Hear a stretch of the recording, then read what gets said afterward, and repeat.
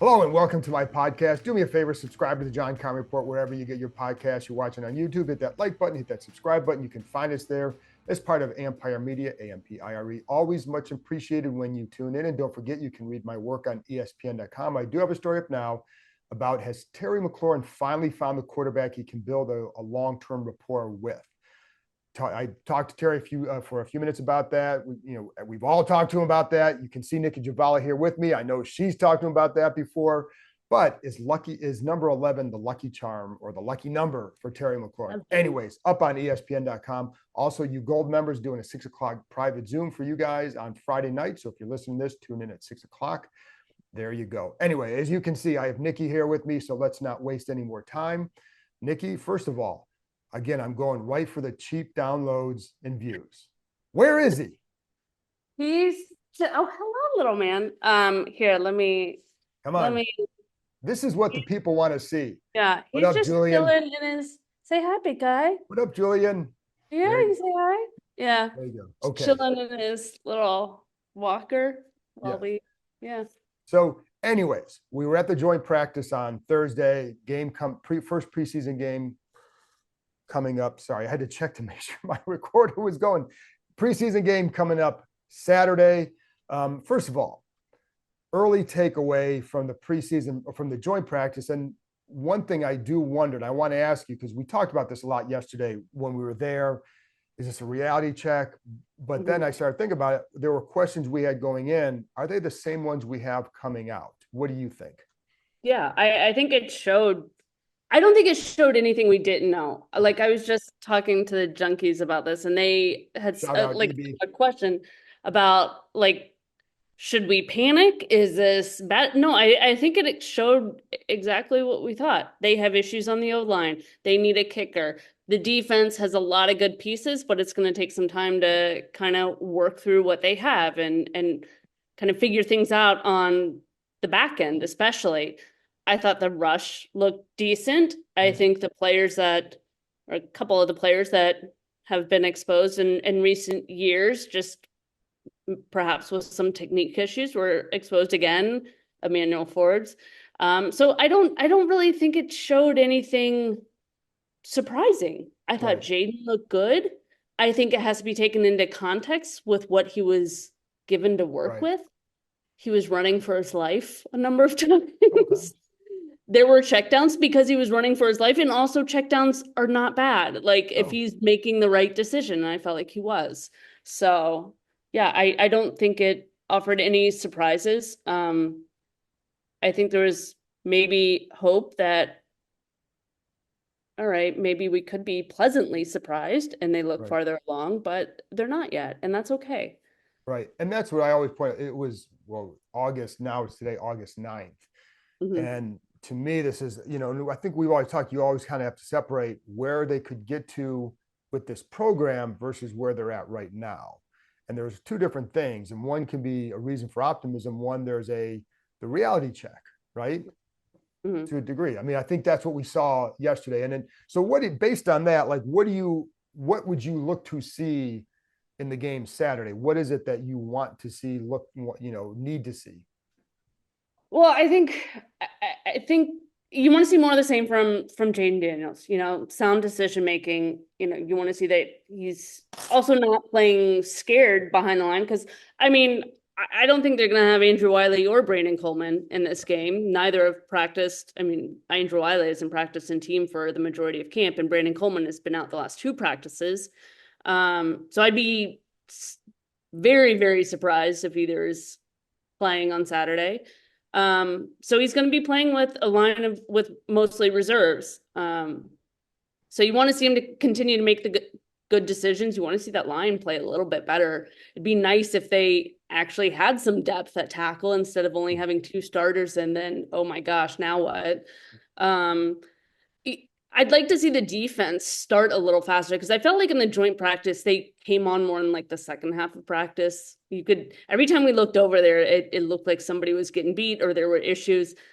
But then by the second half, it looked like they were coming together. I really like that Mike Sanders. I think he's a solid player, which is amazing after only 2 years at the position. So yeah, you just want to see them play together more. I know that sounds vague and cheesy, but honestly, that's what's been missing the most these last few years is, miscommunication, guys freelancing, just everything looking out of sync. That sounds kind of cheesy. Yeah. And vague. But it is accurate though. And so the one thing that I would say too, that this is my concern with the O-line, there's depth concerns, which, can you get it all in 1 year? I don't know. You'd like to think you could develop it. We'll see. But my bigger concern, and I'm curious your thoughts on it, is just more, and I talked about some yesterday, but I want to hear your thoughts. The lack of cohesion from the starting group. Yeah. How much should that be a level of concern to you? I mean, it is a level of concern, but how often has a starting group actually played together? That's my thing. I mean, because it's, they're still concerned about the left tackle job in general. Like, I think Brandon Coleman has shown a lot of promise. He surprised me. I think, and you hope it continues when, it's live action, because he has not seen live action against another opponent yet, since he didn't participate in this joint practice. So they're still concerned about that starting job. And then after the starting five, I feel like there's concerns across the board. I mean, there's no depth. And honestly, when Washington's line has played the best over the last 4 years, which I think was in 2020, when they were dealing with so many injuries up front, the depth of the line was tested and they held up. Like, they did really well. Like, everybody was prepared, it seemed. They were developed. I know I know there some coaches were odds with like Matsko. I mean, clearly he wasn't a fit after last year for whatever reason, but I like Matsko. That line was always prepared and it was deep.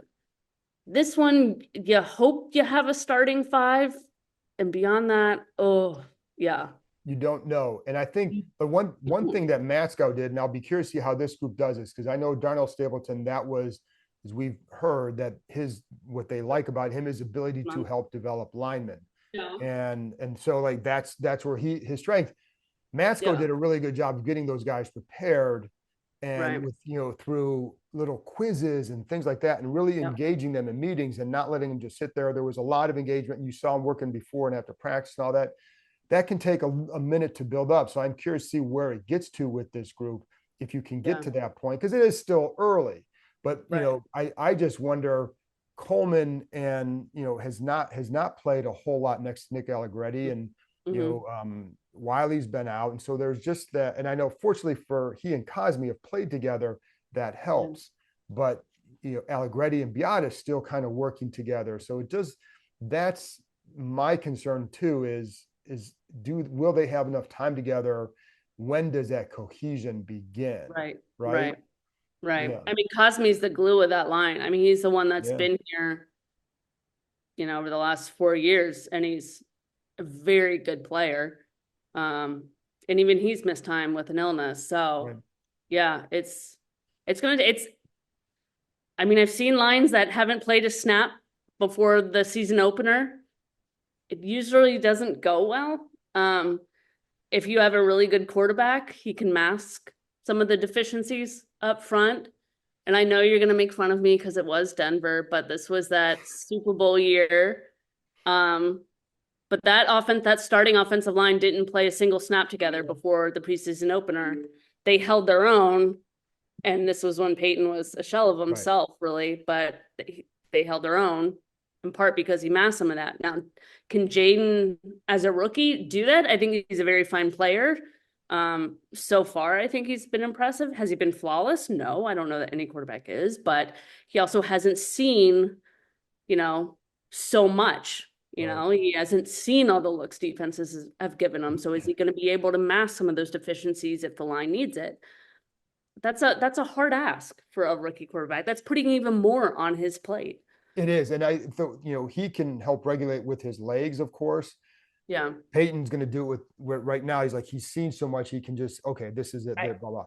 That's going to take a minute for Jaden, but at least he can buy time. And that's what the hope for a guy with his skill set offers to be able to play right away. In addition, he did well from the pocket, et cetera, but the legs are going to really help that. So yeah, I'll be curious to see that. And, who else would you do like for Saturday? Who else well, first of all, let me ask you this. How much do you think Jaden should and will play Saturday? That's a good question. I mean, frankly, I don't want to see him play too much, especially if he doesn't have that starting line in front of him. So if he gets a series or two at quarter, great. Like, I think the good thing with him is he has played quite a bit. It's been in college. That's not always a translation to the NFL. But it's balancing that risk versus reward at this point. If he had a starting five, I'd say maybe you could let him go a little bit longer, but you can't risk anything with him. You can't. And Quinn indicated that all four quarterbacks will play. How much he didn't specify. But I'd be fine with a couple series to a quarter at most. I don't. And then, yeah. Who are you then? Who's on the radar for you to see, whether it's based off camp in a good way or a bad way? Based off camp, based off the practice yesterday, who's on your radar? Who are a couple guys on your radar for whatever reason? Yeah, I mean, I want to see how Forbes looks again. Yeah. I mean, we've seen him play. We've seen him enjoying practices. I think the general view of him is there's been more mistakes than positive plays. Can he start to consistently clean those up? I mean, preseason, it's limited time, but you want to see some of those. Can he be an actual factor in the secondary? But I'm also looking at the spots where there's competition for jobs. Like I'm looking at the receivers too. Like to me, the true number 3 spot. I mean, Luke McCaffrey will make the roster, but who's the true number 3 at receiver is still so unclear to me. Like, is it Zacchaeus? Has Diami shown enough? Has Bryson Tremaine earned a roster spot at this point? Like, who's really going to show out in these preseason games? Because that position, especially, I feel like this is when roster spots are won. You've seen it so many times. So I think that could be really interesting. Trying to think, Jamin. I want to see, can he really come on as an edge guy? I mean, I think this is the position that was suited for him from the outset. And they're trying to, I guess, sort of force him into middle linebacker because they needed that. And they drafted him in the first round to be that, which, a stretch. But can he really hold his own on the edge? Can he make some game-changing plays there? I'm trying to think, going back the secondary, I want to see how those guys work together. I mean, there's a number of guys that really need to have really good preseasons to stand out. Derek Forrest, if he's healthy, I don't know that he's healthy enough to play at this point, but once he is, he needs to stand out. Percy Butler, these are, again, all draft picks from the previous regime, but they really have a lot to prove in trying to earn their roster spot. And I kind of look at that. I want to see how Forbes responds to Thursday, because you're going to get, you're going to have a game, you're going to have moments, games, et cetera, like that. The hard part is he's coming off the year that he had. Right. And, yet in some of those plays, he was just beat. And, I think clearly Julian wants to see him as well. So, so I think just how does he respond? And then I want to see, like, where for Davis, the growth that he has at end. That's a hard transition. It is hard. I don't know what he's shown, but what I do know is, as you know this, like, coaches are reluctant to give up size and speed. Right. And that's why I think Diami's been working as a third receiver, Butler as a third safety, but does that mean they hold those positions? We don't know. Right. It's like you want to see what they can do in those spots. Right. So, but I am really curious on Jamin because of when he was drafted and because of the position, what do they do with him? Have you seen a lot from him, or what have you seen from him? I've not seen a lot from him. And I honestly, I feel like he's looked in many ways like a rookie at a new position. Yeah. But he's in year 4 and playing for his career at this point, he needs to show out at that position to really earn a spot, because now they have depth on defense. So yeah, I haven't seen a lot. I think you, especially for that position, you're kind of looking for those splash plays, like that really stick with you. Like, okay, this guy has it. Now, how do we get it out of him consistently? I haven't seen those yet. I think we saw him in spurts last season, though. I mean, he did have some game-changing plays. It's just, it was so hit or miss. Hey, you. And I like, what I've seen from him the most is what we saw last year when he's able to use that speed. Yeah. So it's more like the lateral speed really, really shows up. And still, like, you put him on a game, I think that's going to be a strength right now. But you want to see how does the get off improve, because I think this is still an experiment or still a work in progress. And you want to see how that comes, or just whether it's, can he get the corner when it's a one-on-one? Right. Or is he going to have to rely on some of the lateral quickness to get inside? And so, like, those are going to be some of the things that I'm curious to see with him. And then, I'm with you. Like, I like Samra still. I think he's done a nice job. He had a nice hit yesterday. The other guy, and I don't know how much we're going to see him, is Frankie Louvu. I don't know how much those guys are really going to play in this game. Yeah, Probably I don't know. Like, you really need to play Bobby Wagner in this game. No, I don't think you do. And I don't think you need to play Louvu either, to be honest. No, but no. And I'm gonna wonder about if I'm John Allen, I see them out, I'm like, hey, wait a minute, I'm raising my hand too. Oh, yeah. Then it's gonna be like Terry McLaurin's gonna see it, like, wait a minute. So so I'll be curious to see how much they actually play, especially after yesterday. They did get, as Dan Quinn said, the more guys played yesterday, the less they play on Saturday. So is there? Do you think Johnny Newton plays? When? Yeah. I mean, that's a question too. And I think he can help, but we don't know when he's going to. I'm just wondering, he didn't play in the joint practice, and I agreed with that decision, with the inclement weather. You don't want to. No, he's still just working his way back. So do you think he's cleared? Do you play him in this game? No, I'm going to guess on that turf field at MetLife that everybody loves. Well, and also I'm going to guess after not practicing this week that the answer is no. Yeah. So but I mean, because I don't see the value for him in that, and for them, and what are you going to be able to learn from him in that after he's been so disrupted? I'm going to be trying to get him ready for the opener more than this game, and so we'll see, Nicki. I mean, I don't know. What's a good outcome for this, and then what's a good outcome? Looking competent, looking in sync, looking like you're on the same page in all three phases. Because I thought all three phases struggled in the joint practice. I thought the defense turned it on later, but I think the start, the offense looked out of sync and kind of stayed out of sync for the practice. The defense got it together. They still need a kicker. That's not news. No, they do. And I've always thought, and not revelatory here, that the next kicker is somebody who could be released in late August. Yes, because there are a couple teams that waiver wire claim after rosters are trimmed. And if nothing else, they'll come in for competition. I would be shocked if that doesn't happen.